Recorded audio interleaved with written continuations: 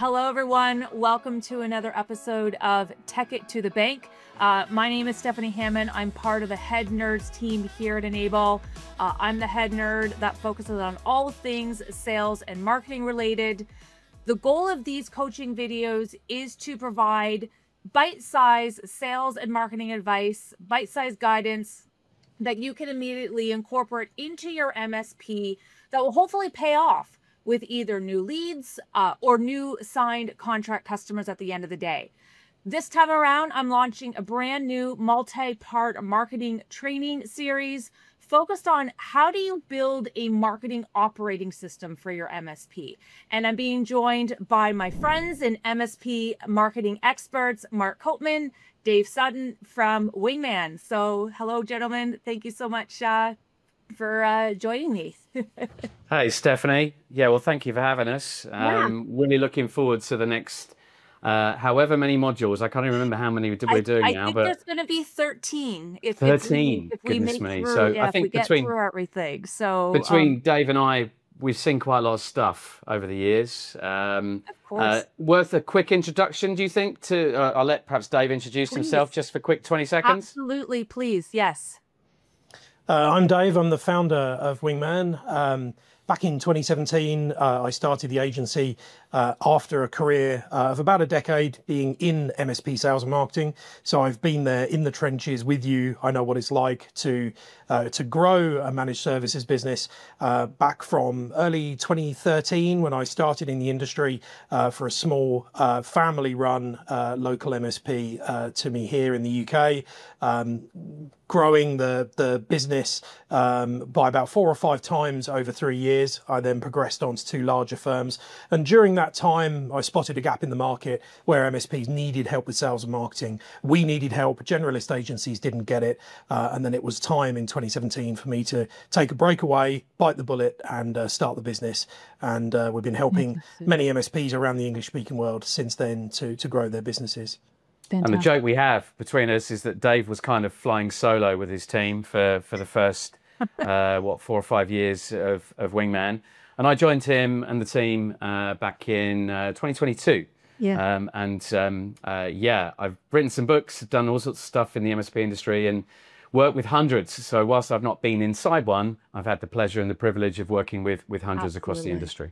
Absolutely. And that's why I'm thrilled to be doing this series with the both of you, helping me with this new training content that I wanted to create, because I think sales and marketing is still something that puzzles a lot of MSPs. And so again, with this video series, I want to try and, with your help, demystify, simplify, sales and marketing for MSPs. Because again, you're working with MSPs that struggle with their marketing. My whole role here at Enable is working with MSPs who are struggling with their sales and marketing and finding new quality leads. And then how do you take those leads and convert them into, new signed clients at the end? So really for this first episode that we're recording today, I kind of want to start all the way back at the beginning and really look at the reasons why MSPs still seem to be struggling with their marketing as much as they are.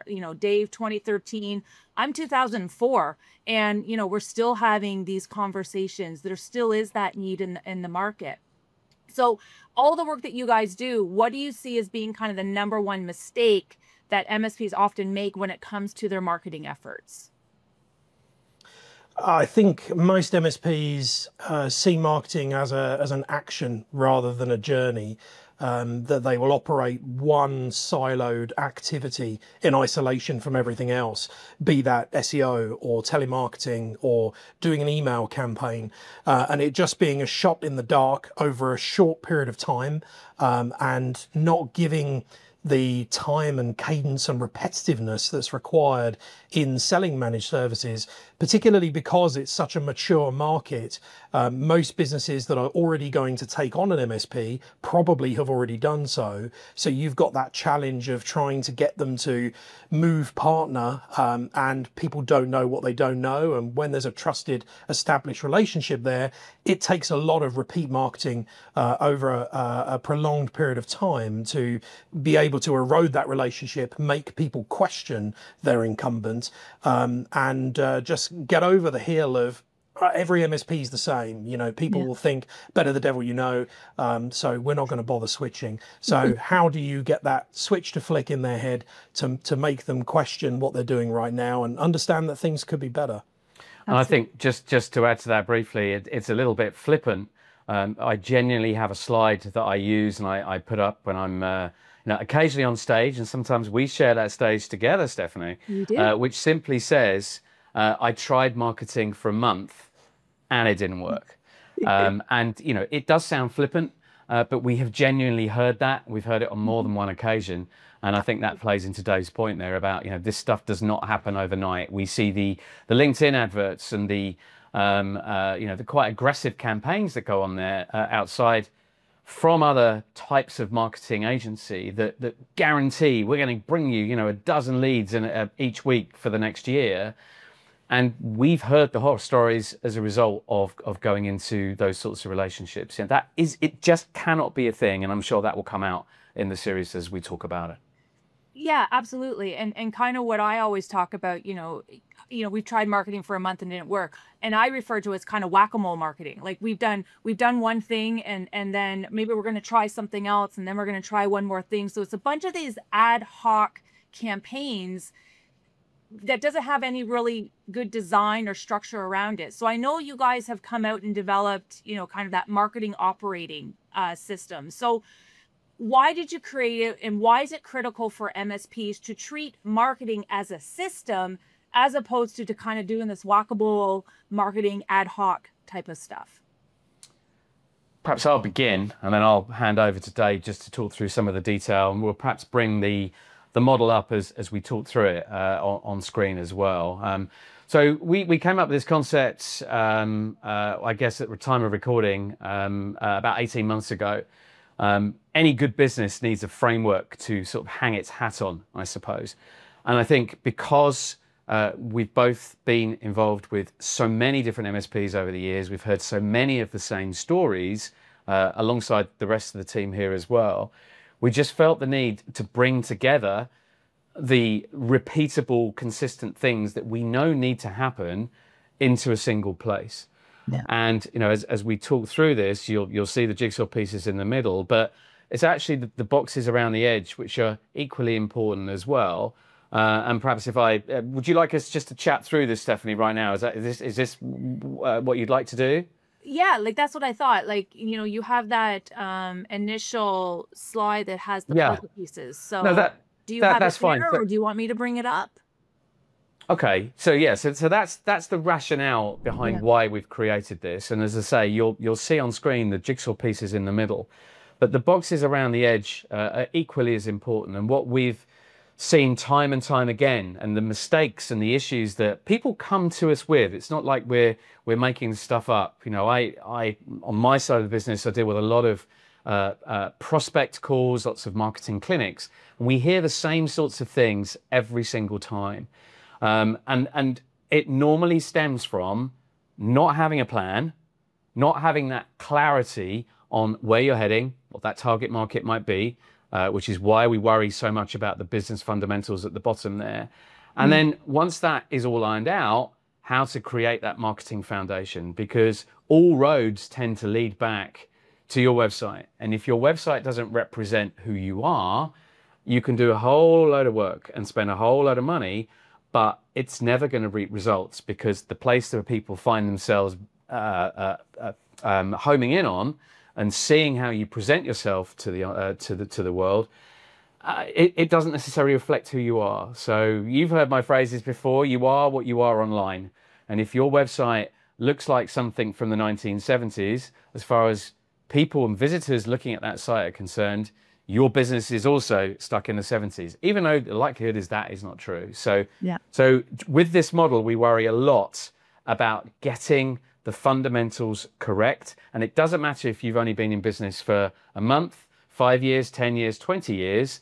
We've certainly seen a lot of this ourselves in that sometimes people just need that shot in the arm, and some people need to just have a bit of steering because things have changed around them and they perhaps haven't changed the business to fit with the industry that's moved around them. So yeah, we worry a lot about that bottom piece, and we ensure that that is correct before you start to do the repeatable marketing, which is that middle jigsaw part where I'll be quiet for a minute and let Dave, unless you've got a question you want to I bring thought up at this maybe, can particular you go point. into, that bottom piece, the marketing fundamentals and the business foundation elements? Because I do agree, like, you need to get those foundational pieces in place first before you can even really start strategizing on what your plan is going to be. So maybe talk about those bottom pieces. Okay. So I'm going to hand over to Dave to talk about this is relatively new in our world, our jigsaw, and this repeatable marketing effort. And that's the reason we've put this jigsaw together. So we'll perhaps chat through each of the boxes in turn. Yeah. Oh, well, I think Stephanie meant the bottom, explain the journey, I think, from the bottom. Yeah. Like the ideas of, we have the different jigsaw puzzle pieces here, and each episode is going to be focusing on specifically each of these individual puzzle pieces. But in order to, kind of start working on the puzzle pieces, there's just the business fundamentals and the marketing foundations that need to be put in place first. So like any good business, you have to have a framework to hang your hat on. And we call this the MSP Marketing Operating System. And because we've had so many conversations with prospects, with customers over the years, we needed to create something which we could help guide people through. We could start to explain to them how to do marketing and sales, how we can take people from an endless marketplace at the bottom of the diagram there through to growth, new customers, net new logos, but also growth from within as well. And so that's why we've put this together, and we focus our business on this. It doesn't matter if people want to buy our services or not, the principles are absolutely sound. And I'll hand over to Dave and let him talk through those first two boxes. And that's what I love about that, because the principles are sound. And I think the MSPs that are struggling with sales and marketing, especially marketing the most, is I just don't know if they have really kind of looked at what marketing is and the breadth of it and all the different pieces that need to be considered and strategized and put together as a cohesive plan, instead of looking at these, looking at it from an ad hoc standpoint. That's why I love this visual that you guys have created. So I'll let Dave talk about those first two boxes. I think that's probably the best place to start. So I think from the very bottom, we look at the marketplace, as Mark mentioned. Who are you selling to? Not just your existing client base, but who do you want to be selling to moving forward? And look at the reality of how many of those businesses exist. If I had $10 for every time an MSP said, our sweet spot is about 30 or 40 seats, or whatever it might be on that sliding scale. But so often, MSPs look at maybe their top handful of customers and think, yeah, I would like more like those. And yeah, of course, that makes sense. All of our business is mature. You would like to get more mature customers at the same time. But as we said earlier, they are very hard to acquire, given the maturing journey they've gone on with their existing MSP. You've got to work that much harder to be able to break into those businesses to get them to pivot to your MSP. Agreed. So don't set aside the opportunity that exists in the market from startups and smaller businesses with less maturity that have not gone through that same journey as all of your existing clients have, that you've taken on over the years, that have grown in number of users, grown in maturity, grown in their spend with you, because other MSPs will have done that same thing with their client base. So don't ignore the 5, 10, 15 users that exist out there that have yet to go on a maturing journey. They may feel imperfect to start off with, but they're worthwhile considering when you look at the makeup of what exists out there in the market, because there will be many more of those smaller MSPs, of the smaller prospects out there than there will be of the larger ones. But that's all part of the consideration of what is the audience. Who do you serve? What industries do you serve? What industries do you have specialisms in? There may be expertise within your business that you've disregarded or ignored or forgotten about over the years. Maybe even your previous career. What is your background? Where have you come from? Because there will be secret intelligence that you have, in all of those experiences you've had, both perhaps as an employee in your career before starting your MSP, but also those customers that you've solved real world business problems for over the years. So take a moment to reflect on that. Who are we most appropriate to? Because ultimately you can't market to everyone. Trying to be all things to all people means that you appear to be a generalist. There is nothing focused in your message, and you appear to be exactly the same as every other MSP. So just consider all of those things to start off with. Who are we serving? How do we best serve them? Where do we differentiate in the market with those experiences, with those stories that we have to tell? And that's where we should focus our energy from a marketing perspective. Marketing is all about storytelling. So you want to pull those things together, focus on a particular lookalike audience, and that sets the scene for where you move into the business fundamentals.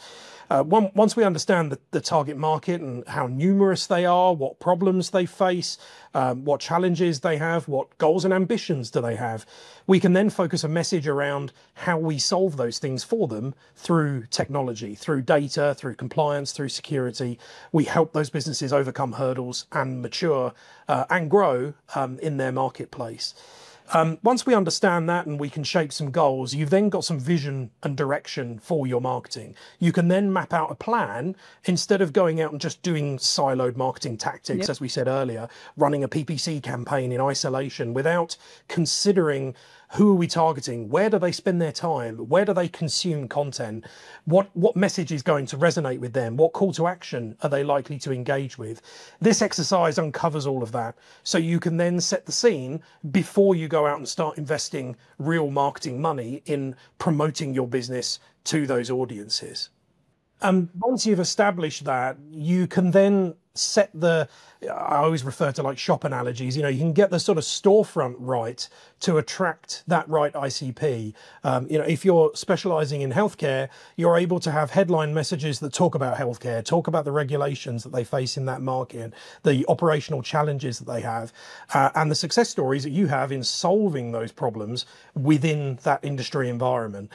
Because there's no better way of tailoring what you do. As every MSP says, oh, we're the same as every other MSP. Well, your products and services might be, but the way you deliver them and how you tailor them to the customer will of course differ, and that will differ based on your experience. And if you can focus that, whether it's by industry niche, it's by horizontal, so size of business, you might be a specialist in a particular size of customer, be that co-managed or startups or average SMBs, there will be little success stories that you've got that you can tailor that message to feel super relevant to that audience, rather than trying to do this broad brush and appeal to 1,000-seat enterprises that want co-managed at the same time as appealing to that sort of 5-man band that's round the corner, because the message and approach will be very different. Absolutely. Which of course then shapes into our marketing fundamentals of the website. What messages does it say? What pages do we have? How do we lay out the content?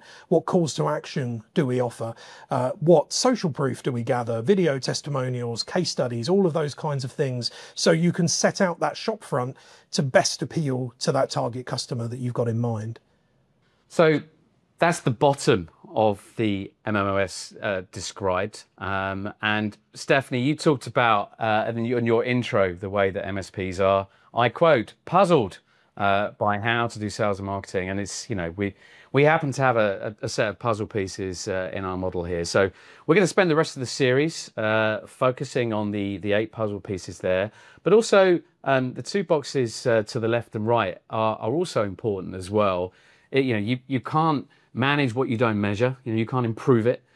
So some thoughts around showing progress and measurement will come later in the series, but also something we think that people quite often forget about in these sorts of frameworks. It's actually holding yourself to account and actually delivering and doing the things that you say you're going to do. It's so easy as an MSP owner or somebody senior within a business to be distracted by real life and push marketing and sales down the road a little bit. So we'll also talk a little bit about that accountability and setting milestones as well later on in the series. But hopefully that's a good step in the right direction to describe this framework, and we can get into the detail as the series moves on. Absolutely. So absolutely appreciate gentlemen kind of helping us kind of set the stage on what I feel are these necessary first steps that business owners should be considering when it comes to implementing, kind of their marketing initiatives.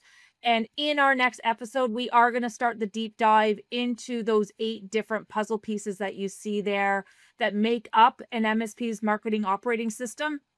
We're going to be starting with the first task of how do you create awareness of your MSP through the generation of intent data so that you can be found, right? By potential prospects. And we're going to be talking about blog content creation, SEO, social media management, website tips, to drive visitor traffic. So that's what we're going to be talking about. So hope you can join us on our next installment of Building Your MSP's Marketing Operating System on Take It to the Bank.